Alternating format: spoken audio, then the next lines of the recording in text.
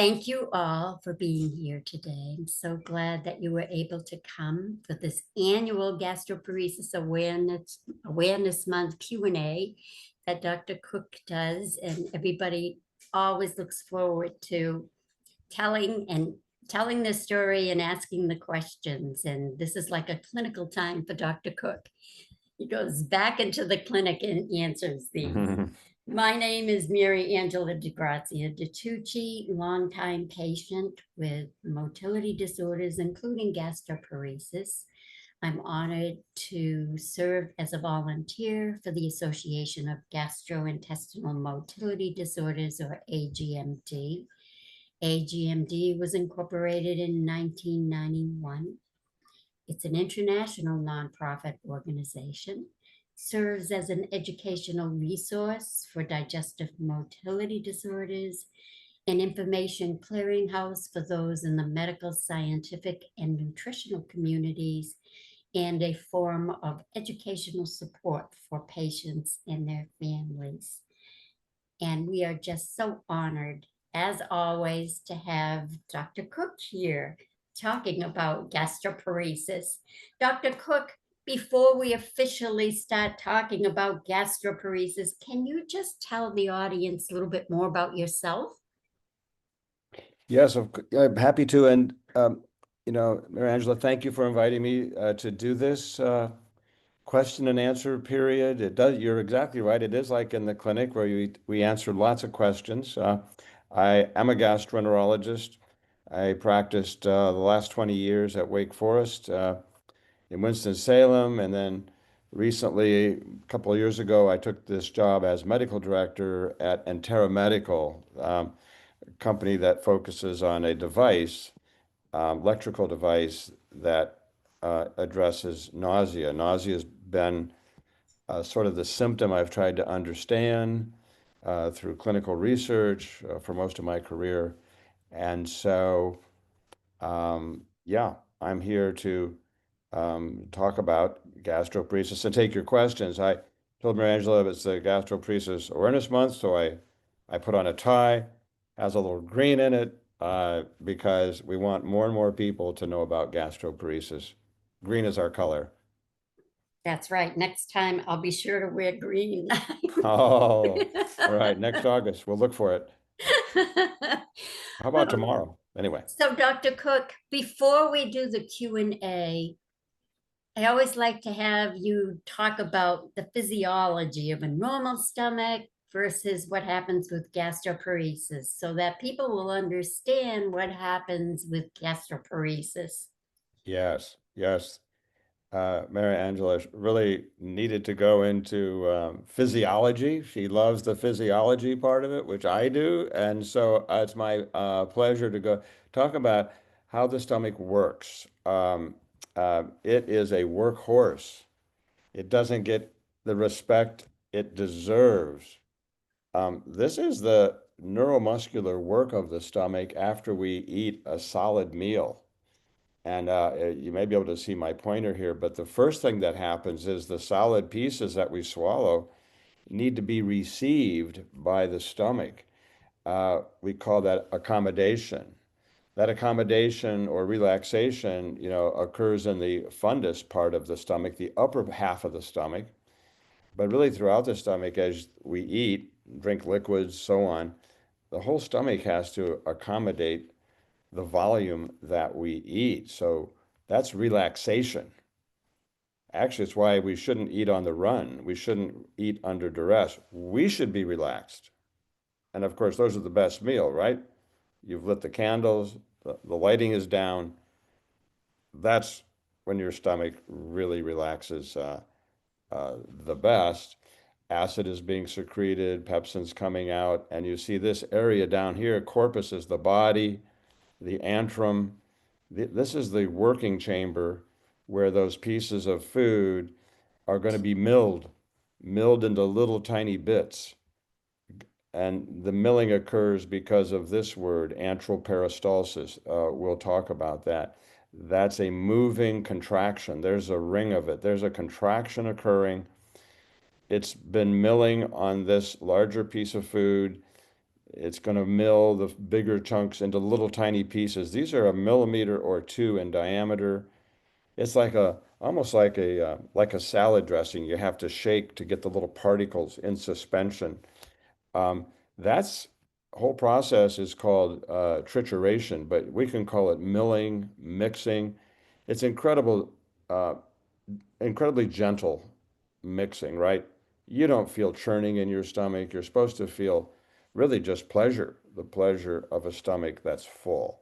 And these recurrent, gentle mixing contractions are also emptying that meal when appropriate through the pylorus. It's like a valve, it's like a sieve. And you say, oh, this piece is too big. It's got to go back for more milling. A small amount with this wave here, maybe 2 or 3 milliliters, is spritzed out onto the duodenum. And then the rest is the gallbladder, the pancreas, absorption, so that the food we eat becomes us. It's very critical, of course. And that's the role of the stomach to reward us for finding food, do its job so we're comfortable. It's a wonderful feeling. We're rewarded for finding food, and then the food becomes us. It's so critical that it's a paced, rhythmic event. So it turns out that the number 3 is very important. So here's the pacemaker region for this pacemaking that goes on. Pacemaking so that the contractions I just told you are very regulated.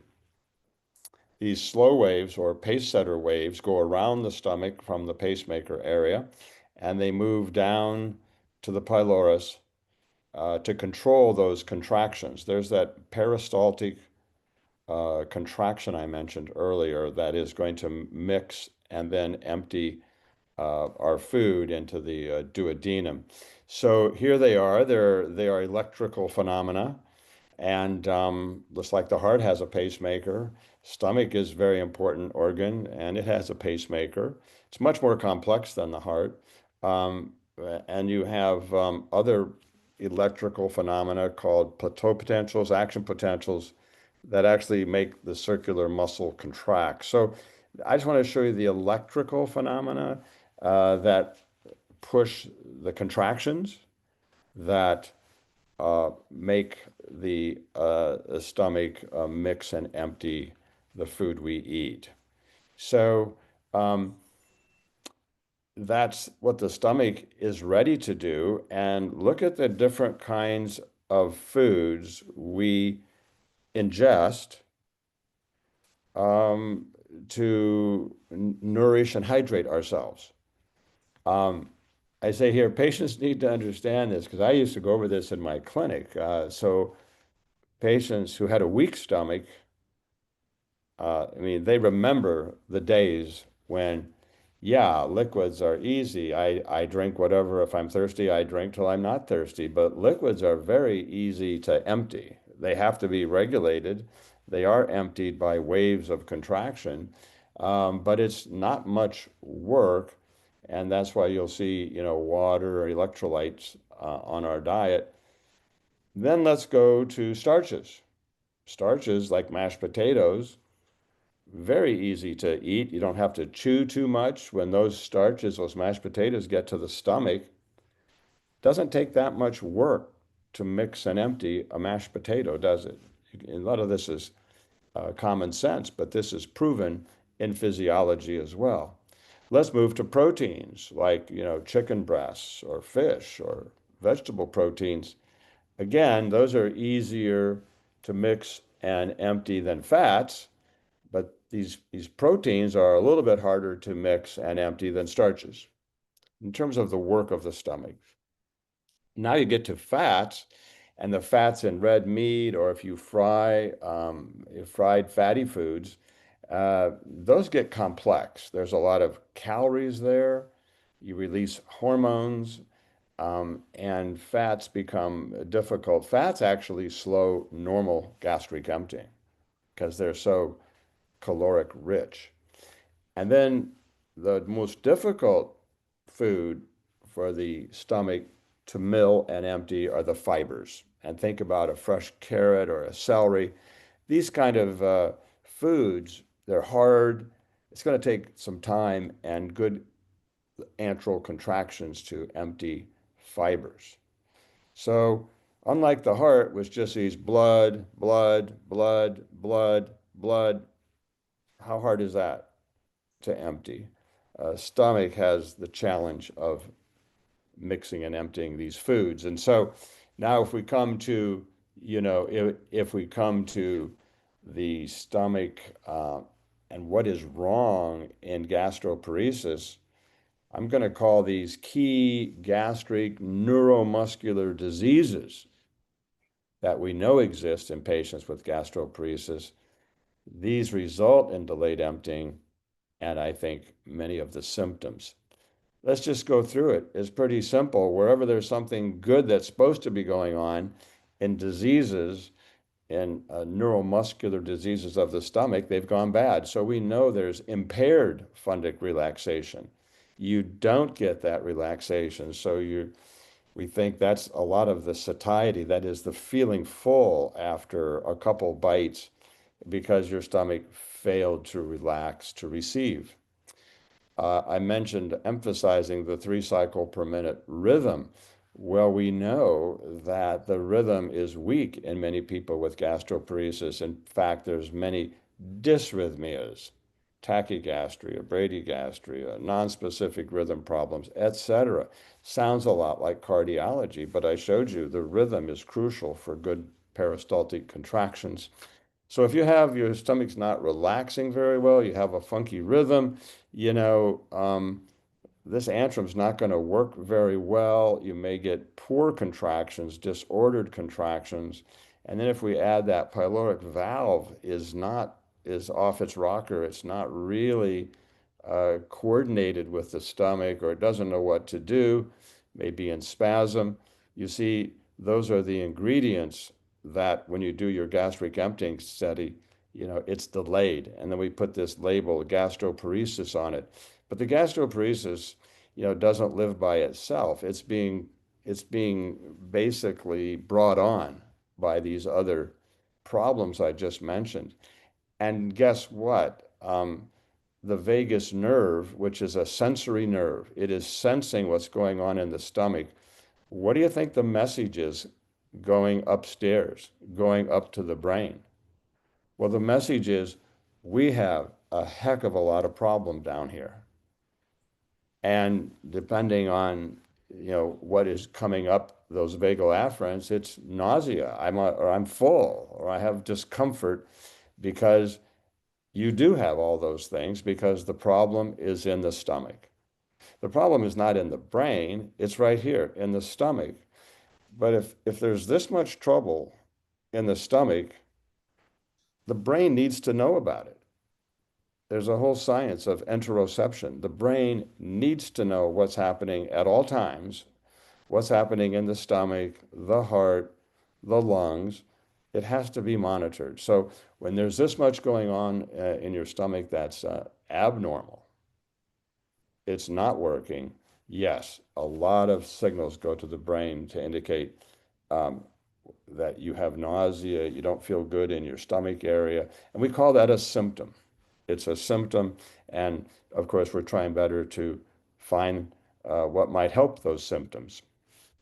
That leads to drug therapy, but first you have to have the right diagnosis, and the most standard test right now is still the egg beaters solid test meal. Egg beaters, 2 pieces of toast, a little jam, a little water, and a healthy person. By the way, it's labeled with technetium, and so there you can see at 1 hour there's still food in the fundus corpus. That over time, though, it's moving down, isn't it? Now it's just in the food retained is in the antrum. Mixing and emptying continues. Here's the emptied food, and at 4 hours you should have less than 10%. Look at this patient. At 4 hours, you can still see, a lot of the outline of the stomach. There is, nobody has 0% emptied. This patient certainly has emptied some, But it's more than just the emptying rate. It's all those things I mentioned to you are contributing to the rate of emptying, but also to the symptoms that are so bad after patients with gastroparesis try to eat.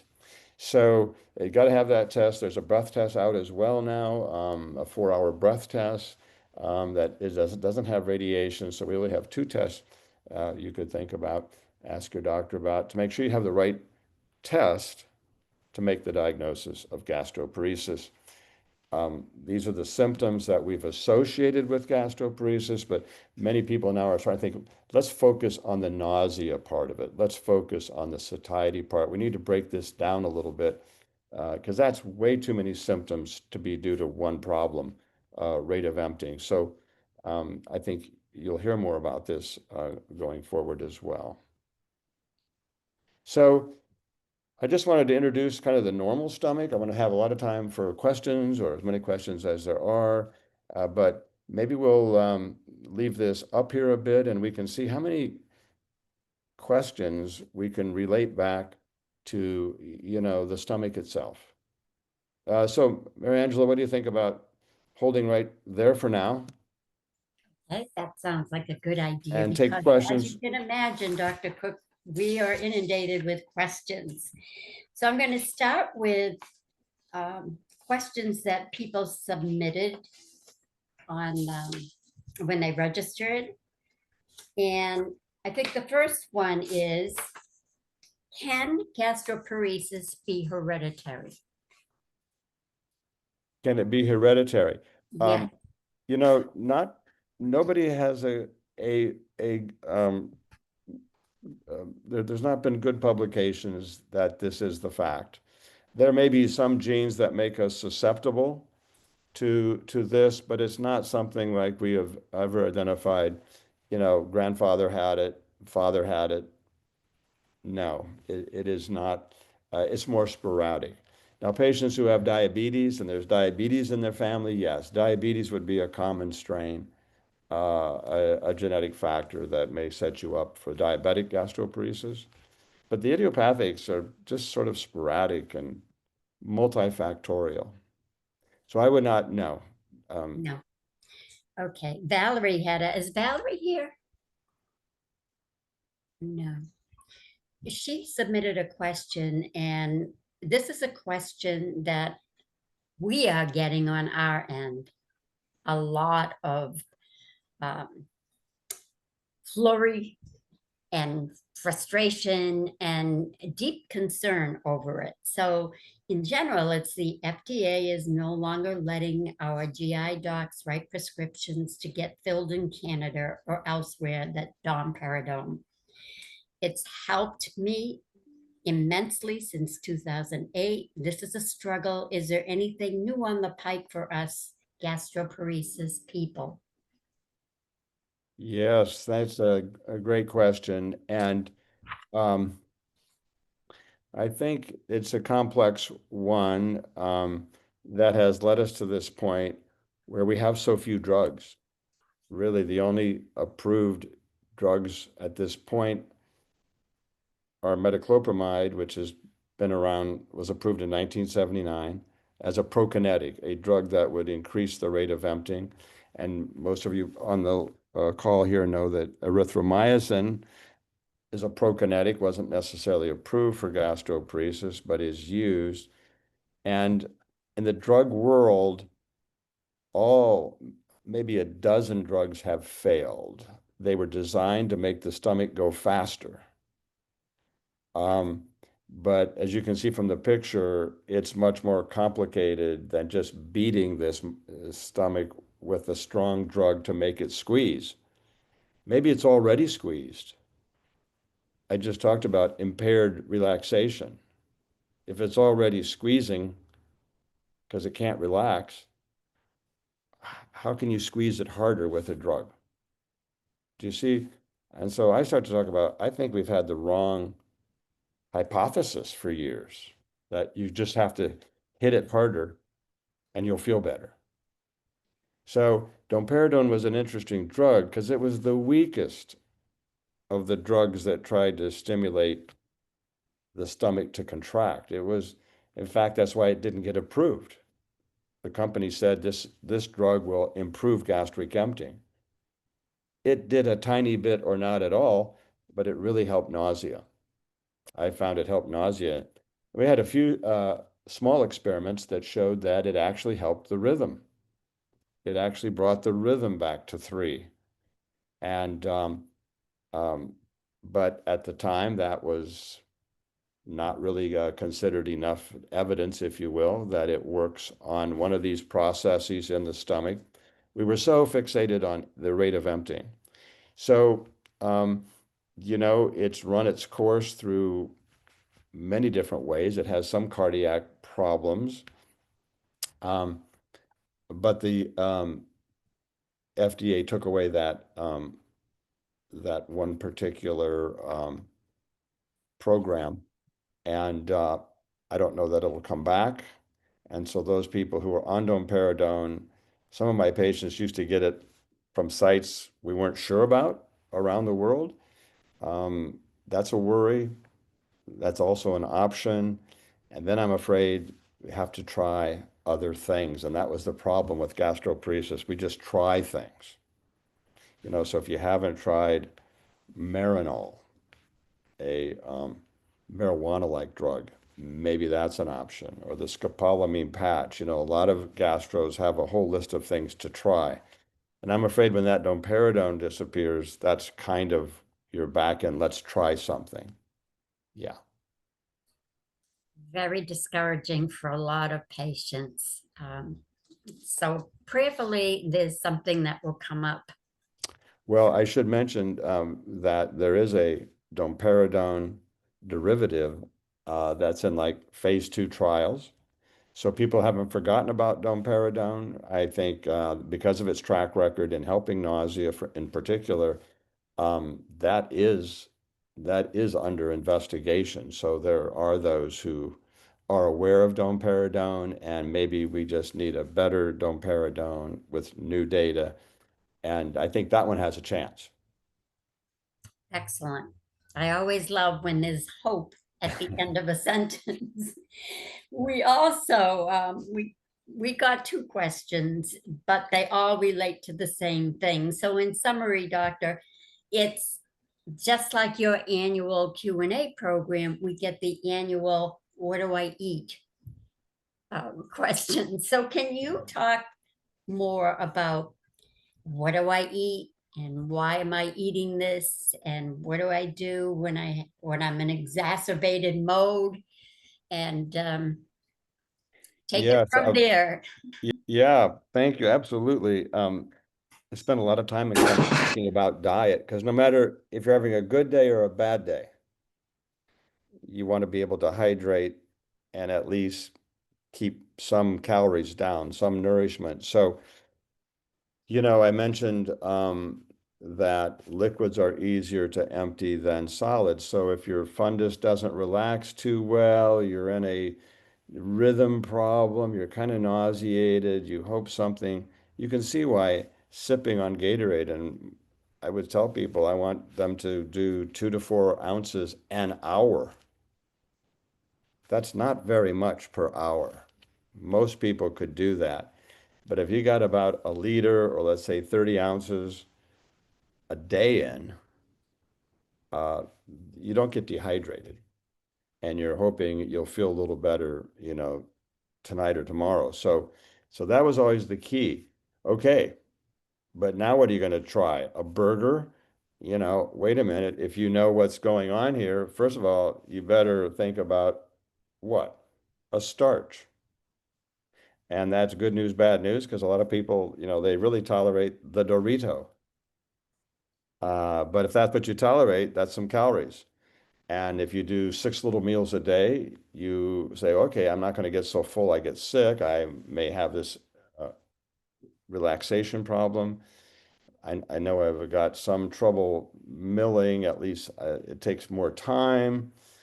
And you begin to see that, you're choosing foods and you say that mashed potato stayed down pretty well. Maybe I'll add a little bit of butter on it or something, or a little tiny bit of chicken because proteins are easier to empty than fats. And a little diced chicken, you see, it's already broken up. It's already small particle. There's a couple papers that talk about small particle diet. Well, what does that mean? I mean, you could put everything in a blender and it's small particle, but I always resisted that because blenderized food makes me sort of nauseous.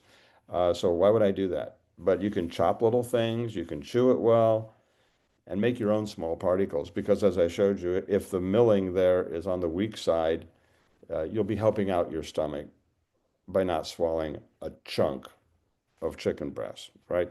So, um, so that's the second step is like adding a little protein. By the way, um, I have this in a 3-step diet in most of my textbooks and a book a patient and I wrote together. But let me just say that even before you get to those particles, liquid nutrition, um, a smoothie.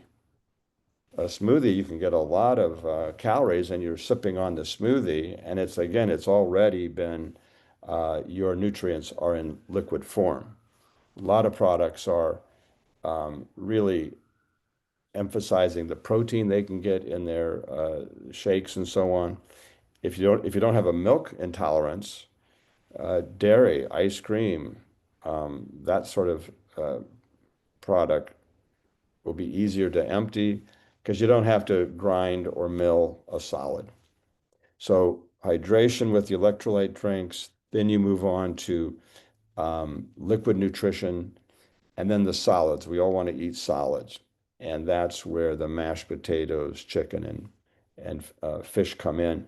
Be careful with the red meat, but again, if it's tender and it's kind of diced up, every stomach is a little different. Every diet, what you have at home, can be tailored. But that's a bit of a big story. I mean, it takes some time to go through what you can tolerate, but I think if you get the idea of those 3 categories for hydration, liquid nutrition, and then those starches, proteins. The fat can be hard. You might have to get in fat.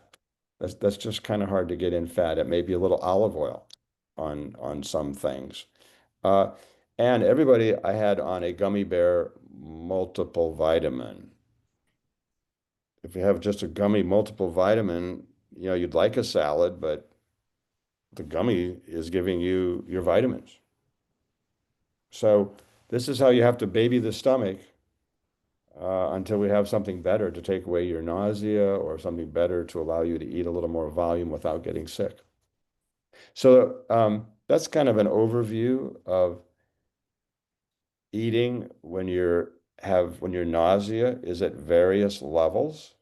If your nausea is severe, today's goal might be, let's not get dehydrated. Can I keep my Gatorade down? Or is it time to go to the ED for fluids?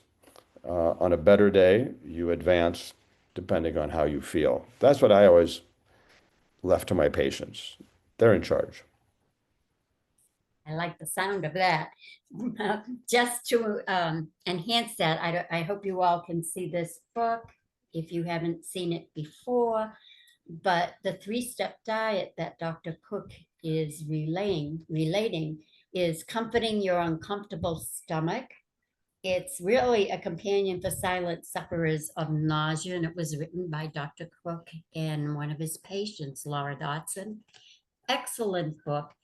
It has recipes. It does talk about the diet. It talks about the physiology, and it's very clearly written as far as what to do when you're really nauseous, the first step, the second step, and knowing that even if you get to the third step, if later on in the day you start getting nauseous again, that you can jump back to the first step. You don't have to go in order like that and stay in order. You can jump around depending how you feel. As Dr. Cook said, you're the boss.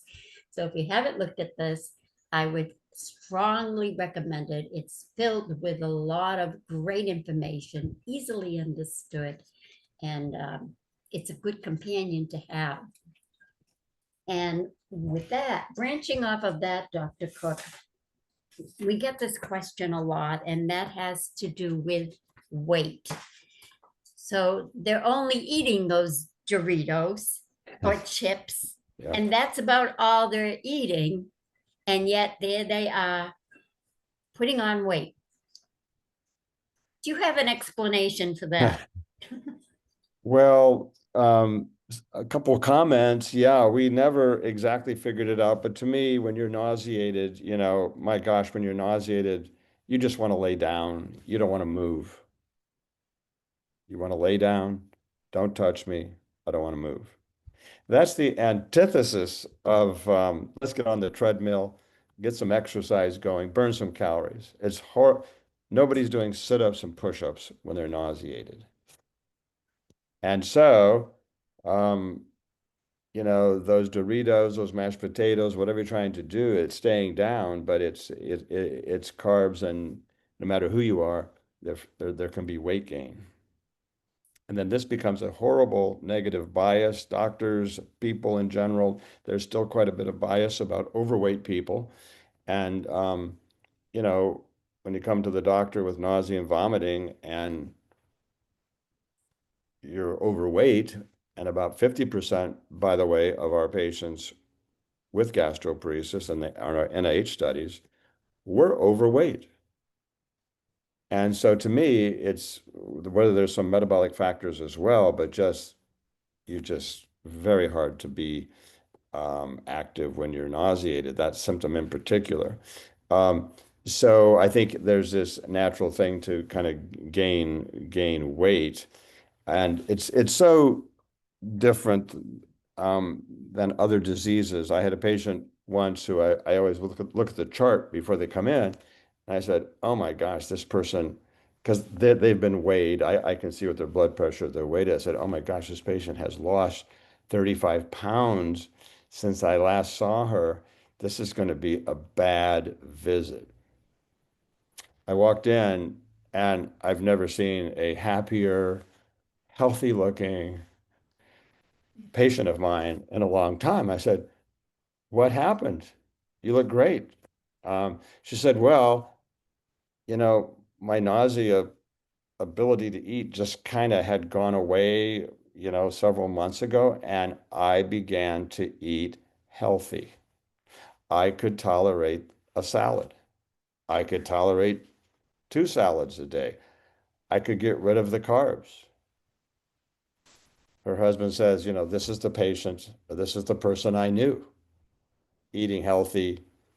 So this is crazy. The diet is kind of what you have to have to survive, because this organ we're looking at, imagine that organ with a fresh carrot in there or some fresh pieces of celery. It just can't mix and empty it. So it sits there for the patient who says, well, I'd feel like I have a brick there, a brick for hours, because you do have a brick there. It's sitting there. And so you say, I can't do salads. And that little bitty weight can keep, creeping up. Where my patient came in, unbelievable. So on most doctors, when the chart is showing a fall in weight, that's the worrisome thing. In gastroparesis, it can be the opposite. In this case, it was. You have to go see the patient. For all I know, maybe she looked horrible, but this was a good thing for her. Um, Thank you. I'm going to ask one more question before I see if anybody who is here has any questions. And this is from Carol. Is Carol here? I should ask. No, she's not here either. Has Entera improved or changed the stimulator? I had the device implanted in 2004 and have had the battery replaced twice. Yeah. So, when I was in practice, I when I couldn't get a patient better with diet, I tried all my drugs. Nothing really seemed to help. The other approved therapy is called enterotherapy. It's a electrical therapy. It's two electrodes that are inserted into that muscle layer of the stomach, and a very gentle, it's not a pacemaker. Pacemakers go like this. This is just a very gentle, low energy stimulation um, that may help the vagus nerve appreciate things are better. There may be some healing vagal effects over time that it helps patients nausea. About 80% of patients who have failed all drugs respond to this therapy. And so, but because you can vary the stimulation depending on what it's like dosing. It's like if a patient needs a large dose of electricity, um, and it's not like the patient feels it, they don't feel it, but we increase the amount of electrical stimulation, that requires more battery than lesser stimulation. So each patient is different. And so this patient, Carol had, the battery runs low. You need to replace it. The device is pretty small. And so what is being worked on now is a larger battery in a smaller device so that it will last longer between changes. There's also some research being done to see, can we turn it off during the nighttime? You know, when you're hopefully sleeping, you're not eating. If we could at least turn it down, maybe not off, but down to a low level, um, can we prolong the life of the battery? And that's a project going on right now. So those are some things that are changes that are coming up. You know, this Entera company is new, only 3 years, but the device has been around under the Medtronic umbrella for like 25 years. So there's a lot of experience with it, but you might say under new management, there's more being done to do these kinds of research that will help it last longer. And with that enterotherapy, typically they do a trial before it's implanted to be sure it works. Is that correct, Dr. Cook? Well, there is such a thing as temporary stimulation. It's mostly done in children who are considering having this done. And that temporary stimulation lasts maybe 7 or 8 days. And I recently talked to some uh, pediatricians, and it's number one, effective in the kids, but it's off label. It is not approved. That's not a use in kids, and the temp stim is not, on the Entera label. So you may be at some usually university type places where they're interested in all these different advanced approaches, and they may offer temporary stimulation. But this is usually not done with temporary stimulation. It's done because nothing else works, and you go over what gastric electrical stimulation is with your doctor. And Excellent. for the majority of people at this point, it is, let's try it. You understand the pros and cons, and uh, that's a decision that you and your doctor make to try electrical stimulation for refractory nausea and vomiting. Thank you. I'm going to open this up now to the audience, and I'm sure I have a lot more questions here, but we have a question from Rick. Rick, you're muted. Raise your hands. I think you're on Okay, there you mute. go. There we go. Yep, There good. he is. So I should just lose hope on getting a rechargeable battery, huh? Rechargeable battery. For my stimulator. Yeah, you mean, yeah, and this this goes back and forth, and I think there's it sounds like a really good idea, and Sounds like a great idea. but apparently from the cardiac literature, there's disasters because people either forget to recharge or they don't do it, or and I'm kind of I can't speak to all that literature, Rick, but apparently there's problems with many patients not doing it right or not doing it at all, and then having bad effects. So at this point, in the very near future, no, when the battery runs down, we Yeah. have to replace it. Yeah. I'm on my seventh one. That's why I keep asking. Wow. Yeah. Well, that's why we need to find either a way to get a lesser battery use, and we're doing this study where we're really carefully reducing it at night. I did that study. I'm just still waiting for that to happen. Yeah, well, that study's still in progress. Okay. And if it's successful, we can start reducing that battery use at night. And number two, if there really isn't, and we didn't do the most aggressive shutdown, but if we show we can keep the symptoms under control, we're thinking about doing the next level of shutdown at night. That would probably help considerably. So Right. we're Right. on it. Thank you. Yeah, thank you. All right, thanks for the question.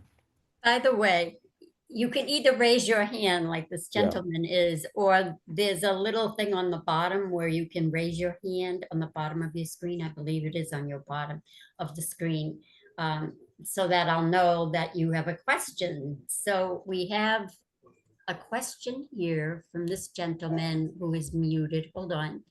There you go. Hi, sorry about that. I couldn't find the little hand wavy button.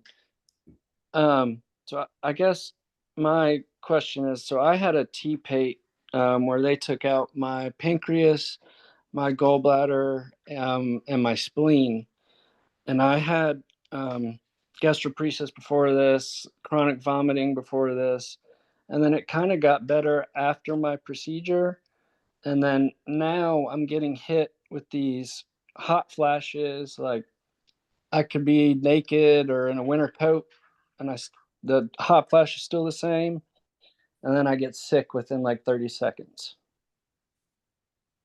Any idea what that could be? Well, that's going to be a complicated one. Did they operate on your stomach as well, or just the pancreas and gallbladder? Um, as far as I know, it was just the pancreas and gallbladder and spleen, and that's it. Yeah, it wasn't And that. I have had a pyroplasty in the past. Okay. Yeah, you didn't have that so-called Whipple. No, yeah, no.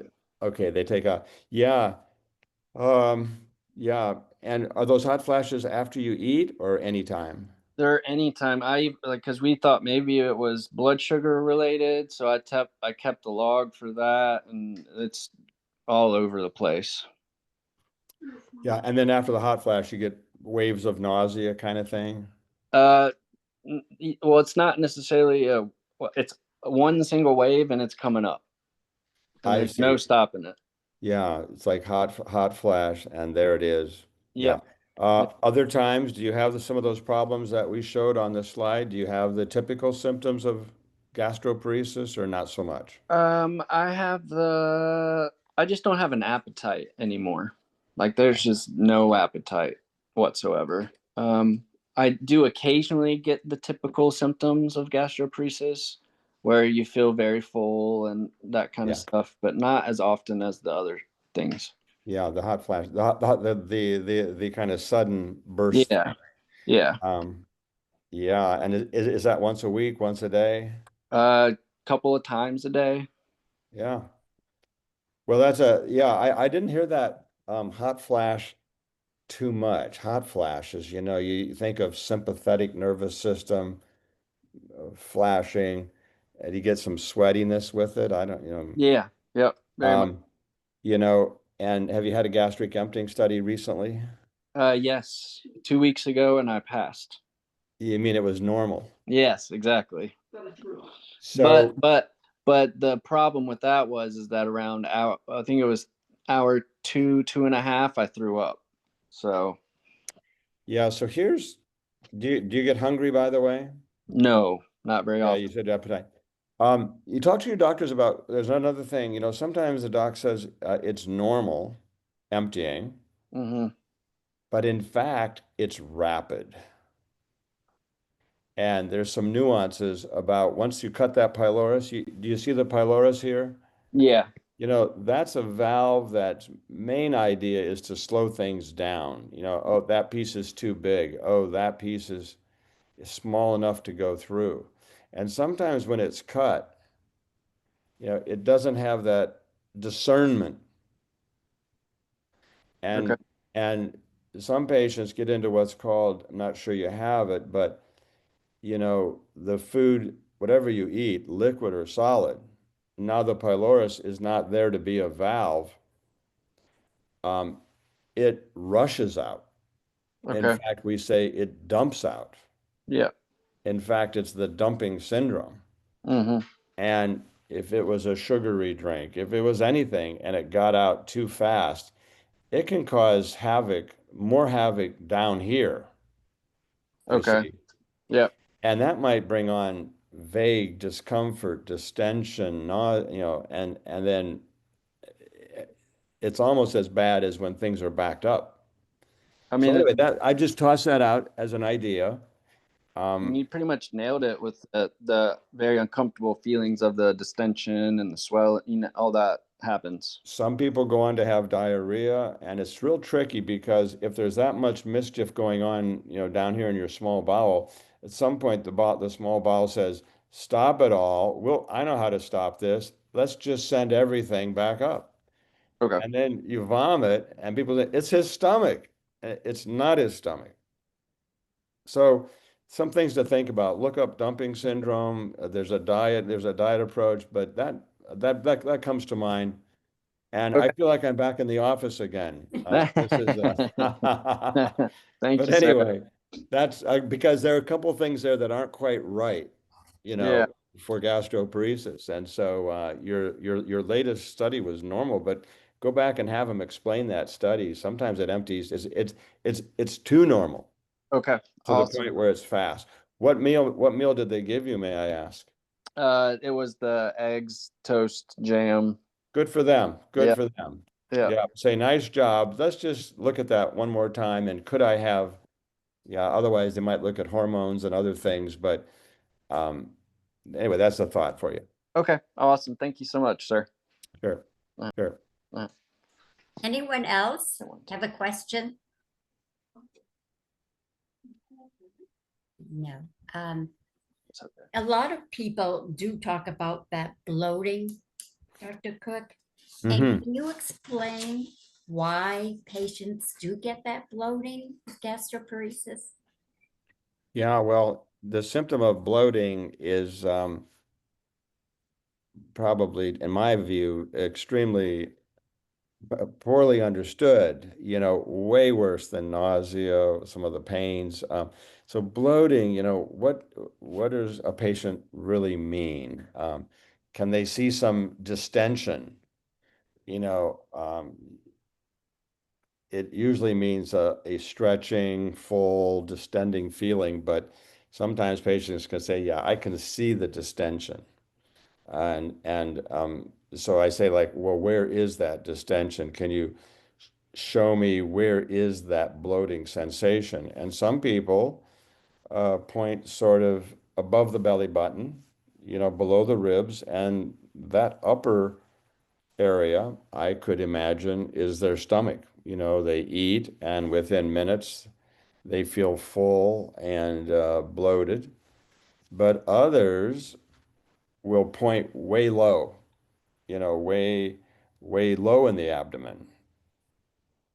And when they point down there, I think of the colon because people who are constipated feel bloated. But that bloating is often because the sigmoid colon is full of stool. They haven't gone for 3 days. They're backed up, and certainly they get bloated.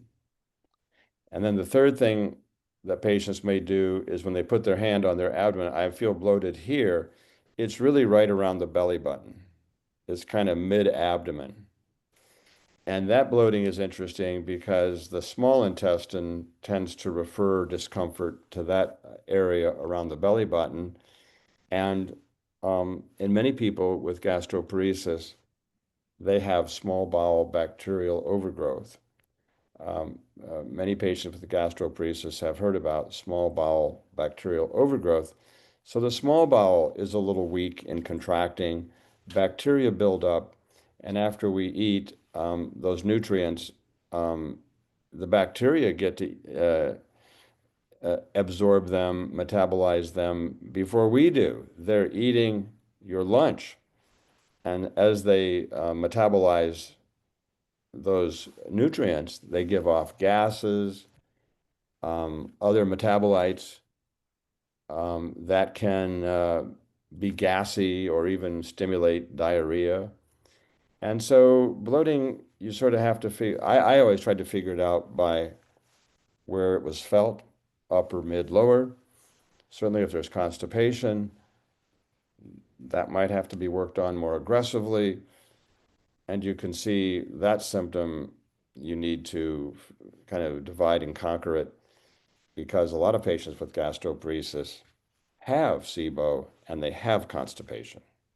Do you see what I mean? So it's a symptom. If that's your number one symptom, it would consider that approach to trying to figure it out.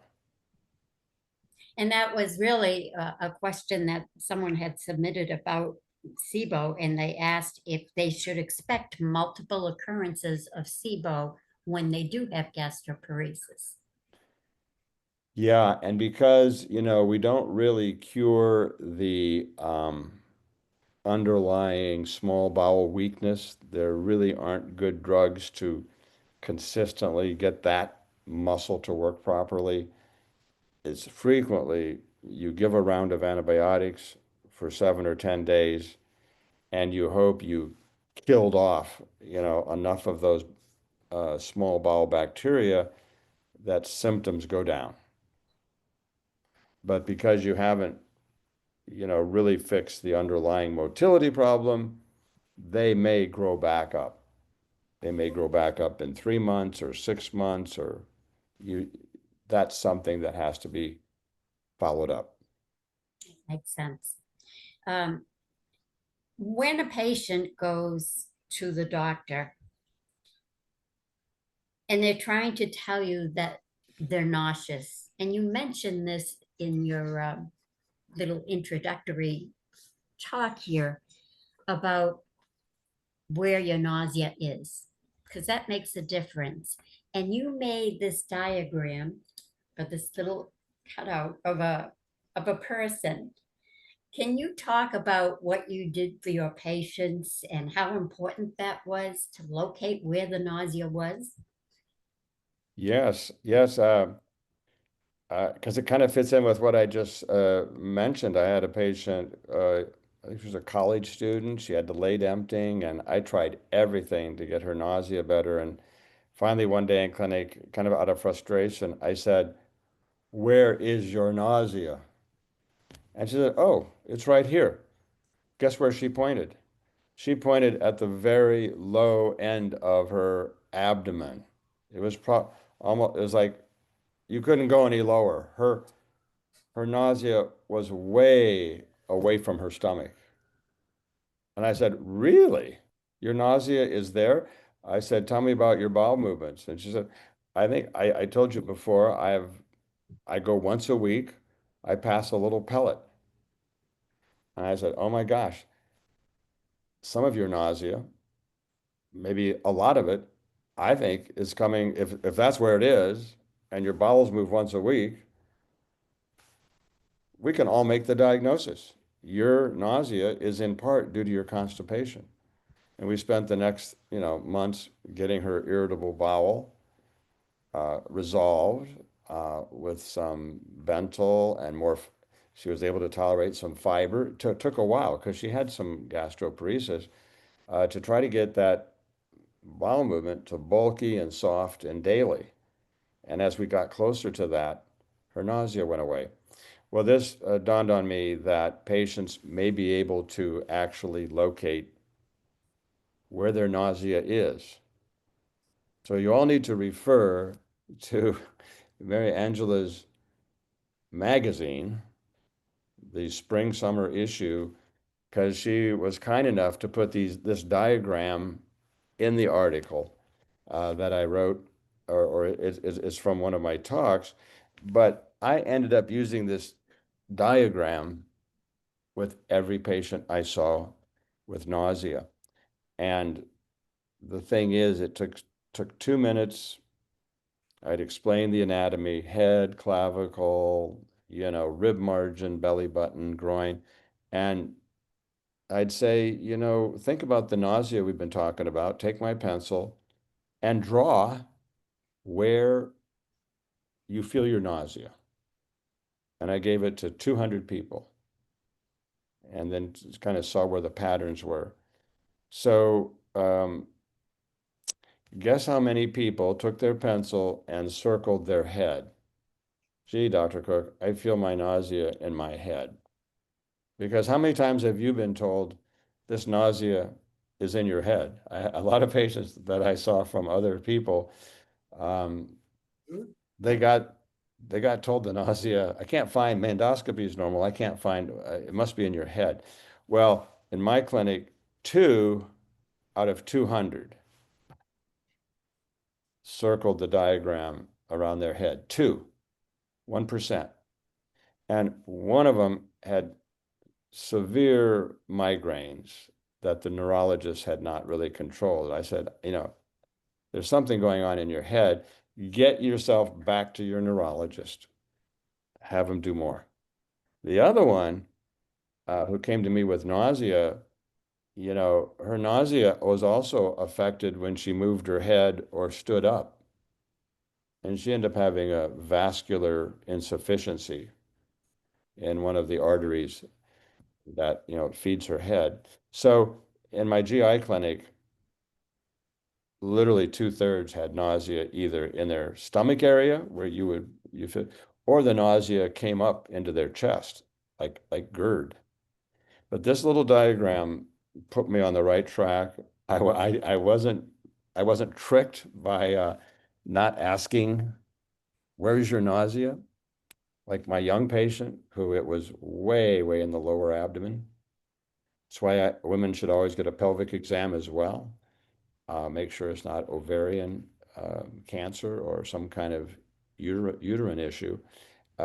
So in any case, these diagrams and what the main groups are in the newsletter magazine. And if you have a chance, take a look at it and figure out, can you say where your nausea is located?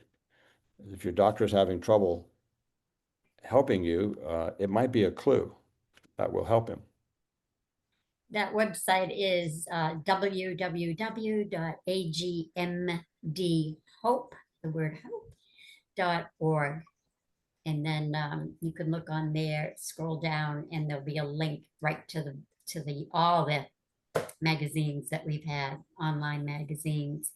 Dr. Koch, unfortunately, this time just goes by way too fast every time you come on, but we are out of time now.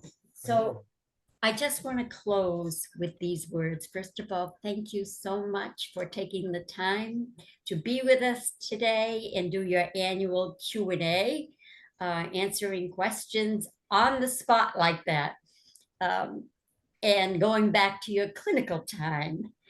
We also, I want to thank so much a grant that we received from Entera Medical, which made this possible, as well as the sponsorship of Evoke Pharma.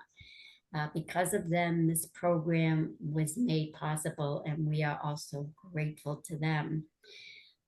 I always close these programs the same way, that Dr. Koch, you are my hero for different reasons, because you have spent your life dedicated to finding out the whys and hows of the stomach and the patient and their symptoms. and you are such a wonderful teacher and physician. And to all of you, you are my heroes as well, because every day of your life, you are suffering with the symptoms of gastroparesis. It's not easy. And you hear about actors, actresses, sports figures, they're all the heroes getting all these trophies. There isn't a trophy in the world that is big enough for the courage and strength and endurance that you all have in order to get through your daily life. So you are my heroes, perhaps quiet ones. Some of you may not be so quiet. Today you were quiet heroes.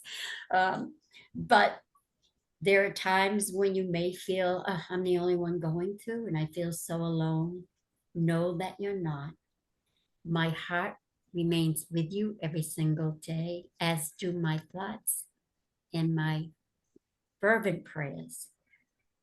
May God bless you all. Thank you again, Dr. Cook, and we will see you next time. God bless. Take care. Bye-bye. Thank you. Thank you. Thank you.